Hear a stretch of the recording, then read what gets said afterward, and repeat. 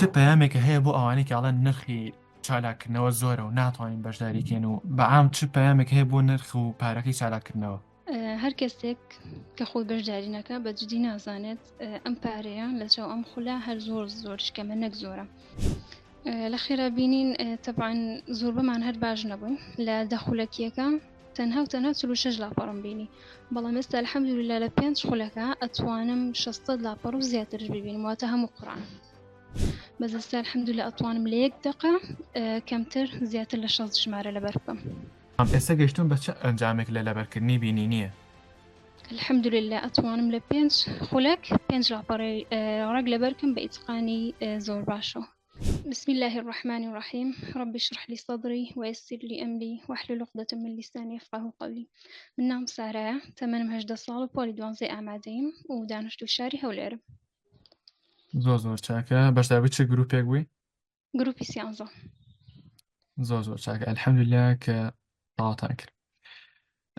ئاست و توانەکانتان پێش خول چۆنایی بوو و دوایەوەی کە خولەکەتان تەواو کرد چۆن چی لێ هاتوو چ شتێکی بەسەرا هات؟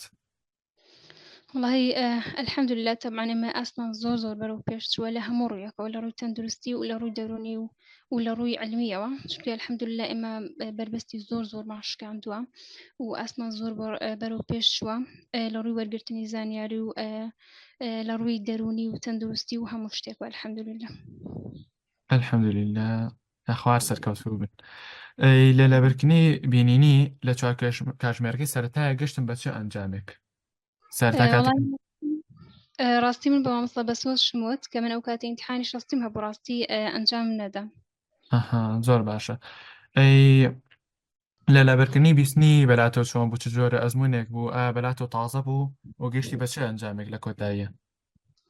من سەرەتا لە بەرکردنی بیستنی زۆر خراپ بووم و هیچ حەزشم پێ نەبوو، بەس ڕاستی ئەو ڕاهێنانم کەم کرد، بەڵام الحەمدولillah زۆر باشتر بوو لە پێش جاران. من هەموو کات ئەگەر گوێم لە مامۆستا بگرتا هیچ کات نامەتوانێت لەگەڵ ئەو لەبەریکەم، بەڵام ئێستا هەر لە پۆلە قسەکانی ئەو لەبەرەکەم و کە دێمەوە ماڵ بە کاتێکی کەمتر خوێندنەکەی خۆمەکەم و چونکە من لەگەڵ مامۆستایە لەبەرم کردووە، هەرچەندە پێشترش جوانە بووم. الحەمدولillah.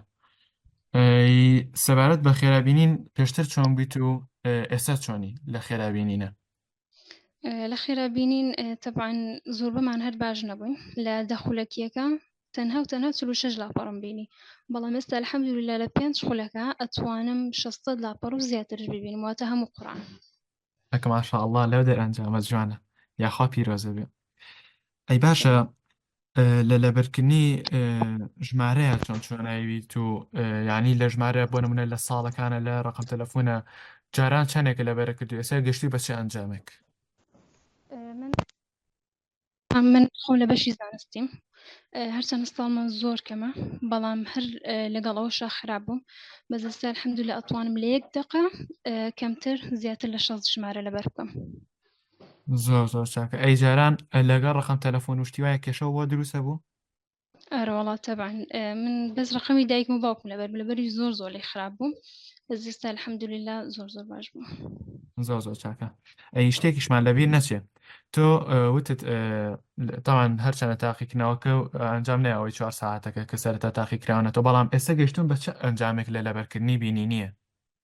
الحەمدولillah ئەتوانم لە 5 خولەک 5 لاپەڕی ڕەگ لەبەرکەم بە ئیتقانی زۆر باشەوە. ئەی لە ماوەی یەک خولەکیشا یعنی ئەتوانی لاپەڕێک لەبەرکەی وایە؟ بەڵێ بەتەکید. الحەمدولillah. ئەی باشە تا چەند گۆڕانکاری ڕووی داوە لە ژیانتە لەم خولەیە، بەڵام گۆڕانکاری دەرەکی وەکو بیر و باوەڕت بەرامبەر بە تواناکانی خۆت، سیستەمی خۆراکیت، لە ڕووی دەرونیەوانێ خۆکانت یاخود خەوتنت؟ وڵی الحەمدولillah تا باسی بکەم کەمە، بەتایبەتی لە ڕووی عەقڵیەت و بیرکردنەوە. من پێشتر ئەگەر کێشێک هاتە پێشم بە جددی نەمەتوانین چارەسەری بکەم، بەڵام ئێستا لەگەڵ کێشەکانی خۆم ئەتوانم الحەمدولillah هی دەور و بەرشم چارەسەر بکەم و بەتەکید لە ڕووی خۆراکەوە زۆر گۆڕاوین و الحەمدولillah لە ڕووی دەرونیەوە بەتایبەت، چونکە من الحەمدولillah پێشترش هەر کەسێکی پۆزتیڤ بووم، بەڵام ئێستا زیاتر و زیاترش بوومە و لە ڕووی خەو و هەموو شتێکەوە گۆڕاوین الحەمدولillah کە باز ناکرێ بە جددی. خوا ژیانتان بەرەو پێشەوە بچێ و زیاتر سەرکەوتنی تازەتریش بەدەست بێنن. ئەی لەگەڵ لە بیرچوونەوەیە چۆنیت؟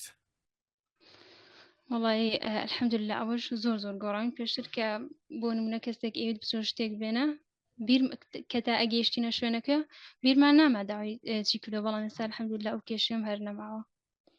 الحەمدولله ئەی لەلایەنی لەبەرکردنی بابەتوانێ لەبیر چوونەوەت هەر وەکو جارانە یاخود ئێستا کە بابەتەکان لەبەرەکەی کەمتر شتە لەبیرە چێتەوە؟ وڵات تەبعاً کەمتر. زۆر چاکە الحەمدولله.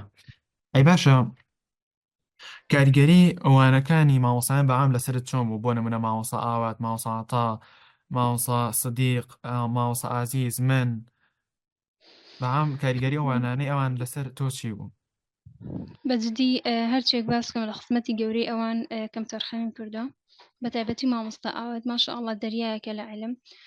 من ئەو مامۆستا هەمویان زۆر تایبەتن بەڵام بە تایبەتتر مامۆستا ئاوات ئەو ڕۆژانەی کەوا زوومەکانم زوومی ئەومانە بوو هەر لە خۆم و هەستم بە خۆشی ئەکرد و هەندێک جار بۆی هەندێک هۆکارۆکە زوومەکانمان ناخوێن بەجددی زۆر دڵم پێتانگە بوو چونکە دەرسەکانی زۆر تایبەت بوو. گوێم لە هەر زوومێکی بگرتایە چونکە بە چورکی قسەکانی وەرەگرت و زۆر بەسوود بوون لەلایەنی عیلمەوە زۆر قسەی باشی بۆمانە کرد.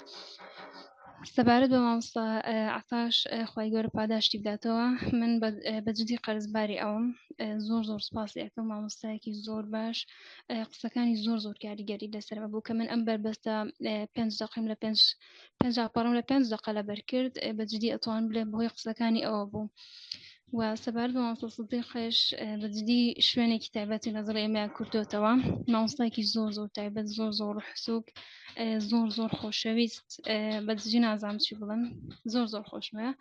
سەبارەت بە مامۆستا ئازیز ئەویش بەجددی مامۆستایەکی زۆر باش زۆر شیرین و ئێوەش بە هەمان شێ مامۆستای زۆر بەڕێز و گەورن. لە گەورەی خۆتانە. ئەی ستافی مامۆسایان و ڕخراوانی گروپی پرسیار و ئانی جوابدانی پرسیار و مامۆسایانی تر ستافەکان بەڕای تۆ کەم تەرخەمیان هەیە یاخود هەتا بتوانن لە خزمەت بەشدار بوانن؟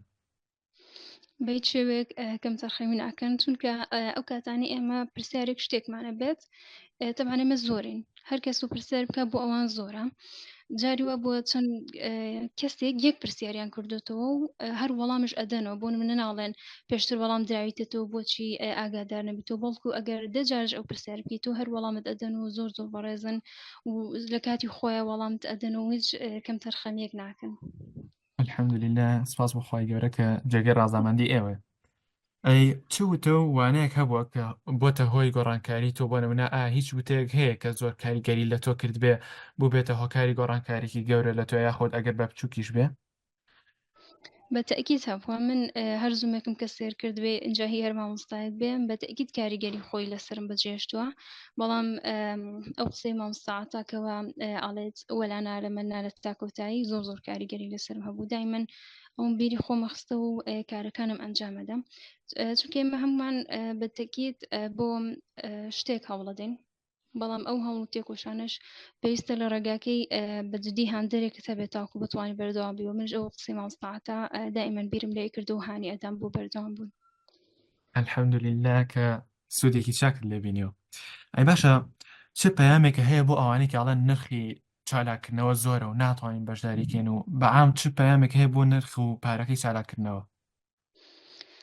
هەر کەسێک کە خۆی بەشداری نەکە بەجددی نازانێت ئەم پارەیە لە چاو ئەم خولا هەر زۆر شکەمە نەک زۆرە چونکە بێجگەلەوەی کەوە یادگت بەرەو پێشەوەن کە ئەمە گرنگترین شتە لە خودی ئینسانە لەگەڵەوە ستەمی خۆراکی خەوتن لە ڕووی دەرونی بە تەواوەتی ژیانت ئەگۆڕن نەک تەنها لە ڕووی بۆن مەخەوتن و ئەم شتانە بەڵکو بە تەواوەتی ژیانت ئەگۆڕن اینجا ئەگەر تۆ بتوانانی بە پارێکی دیاریکرا و هەموو ژیانت بگۆڕێت و بەرهەمداری بکەیت بەجددی ئەو پارەیە زۆر شکەمە لە ئاستیەوە. وەڵاوە ئەی باشە وەکو ئێوە کە ئێستا بەشداری چالاکردنەوەتان کردەوە ئێمە ڕیکلام و شت دانێن ئایا ئەم ڕیکلامانە تەنها ڕیکلامێک و هیچی تر یعنی تەنها بۆ ئەوەیە کە خەڵک بەشداریکە یاخود مەبەستی ڕیکلامەکە ئاماجی گەورەیە و یعنی ڕاست و دروستی ڕیکلامەکەیە؟ من پێشتر جوم لە هەندێک ڤیدیۆ مامۆستاوت گرتە بوو لە یوتیوب مامۆستایەکی باش بوو ئەو کاتەش ئەمزانی کە مامۆستایەکی باشە بەڵام کە سێری ڕیکلام شتەکانم ئەکرد بەجددی تۆزێک بۆ ئێمە ئاسان نەبوو کەوا باوەڕی پێ بکەین بوونمە هەیە لە یەک دقەیەک لاپەڕی ڕێک لەبەرەکە لە کاتێکە ئێمە تەواوی ڕۆژەکە بوونە بە چەند لاپەڕێک و خەریکە بین اینجا لە بیریشمانەچێتەوە بەجددی خۆشم سەرەتا زۆر قەنەعاتم پێی نەبوو بەڵام کە بەشداریم کرد ئەلحەمدولillah لەو ڕیکلامانەی کەوا بۆی ئەکرا زیاترشم بەدەستێنە ئەنجامەکە الحەمدلله ئێستا 5 دقه بۆ لاپەڕەیەک زۆر زۆرە سپاس بۆخوا ئەلحەمدولillah یعنی ئەو فیدباکانی کە ئەوترێ هەر کەسێک لە لای خۆی کە بیرەکات و مەحاڵە ئەگەر بەشداریکە بوونی مەحاڵ ناهێڵێت و ئەوش ئینشاءالله دەرەنجامی باش بەدەستێنێ. بەتەکید جیاوازی ئەم خولە چییە لەگەڵ خولەکانی تر یاخود لەگەڵ ئەکادیمیەکانی تر کە پێشتر لاانە پێ بەشداری تیا کردبێ؟ وەڵی جیاوازی زۆر زۆر هەیە بەتەکی لە هەموو ڕوویەکەوە بەڵام بەتایبەتتر لە ڕووی دڵسۆزی مامۆستاکانەوە چونکە دیارە کەسێکەوە بۆ پارێ کار بکات یان بۆ دڵسۆزی مامۆستاکان ماشاءالله هەمویان مامۆستای دڵسۆز و بەڕێزن و بە بەردەوام لەگەڵتە ئەبن لە دوای خولەکەش کە بەجددی ئەمە شتێکی زۆر زۆر باشە چونکە ئێمە لەوانەیە زۆربمان بەشداری خۆشتمان کرد بێتکەوە هەر ئەو چەند مانگە لەگەڵ تا بن و تەواو بەڵام ئەم ستافە هەر لەگەڵمانە بەردەوامە بێت کە وا لێ ئەکات زیاتر و زیاتر بەرەو پێش بچیت دەسەکانە خۆش بێ هەروەکو خۆتان وتان کە لە دوای خولیشە هەر لەگەڵتانە بەرداوام بین جگە لەوەی خولەکە تەواو بووە کاتێکە لەگەڵتانە بەرداوامە بین چ شتێک زیاتر لەگەڵتانەکەین بۆ نمونە پێشبڕکێمان دایمان هەیە یاخود چالاکیمان بە بەردەوامی هەیە لەگەڵتانە یاخود هەر شتێکی تر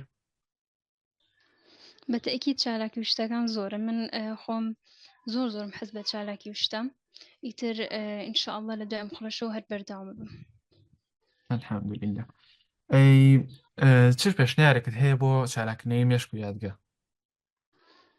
بەجددی کارەکانیان ماشاءالله ئەوەندە جوانە تەنها یەک پێشنیارم هەیە لەوانێ پێشنیارەکەشم زۆر ئاسانە بێ بەڵام بەڕای من ئەگەر ئەو دەرسانەی لە زوم ئەخوێندرێت لە بینایەک بخوێندرێت زۆر باشترە کە بە عەمەلی لەگەڵ مامۆستاکانە بین ئەوە باشتر تێئەگەین و ئەتوانین باشتر مەسەن کە مامۆستا عەمەلیەکمان بۆ ئەکات ئێمە بتوانین باشتر بیبینین و باشتر تێبگەین بەڵێ قسەکە و ڕاستە بەس خۆی ئەوەش چۆنەڵی تۆزە مەسوولیەتی زۆرە چونکە ئەو کاتا بێ لە چەنەها شار هیندانی ئێمەش بەشداروەکانەوە بەڕاستی هەمانە لە دەرەوی وڵاتە و لە چەندها شاری جیازەوە بۆیە ئەویان کەمێک مەحاڵە بەڵام یەک پرسیاری تر ئایا ئەم خولە وەکو خولەکانی تر تەنها یەک مامۆستا یاخود دوو مامۆستا لە خزمەتی بەشداربووان نابن یاخود چەند ستاف و چەندها مامۆستای جیاواز لە خزمەت بەشداربووان نابن؟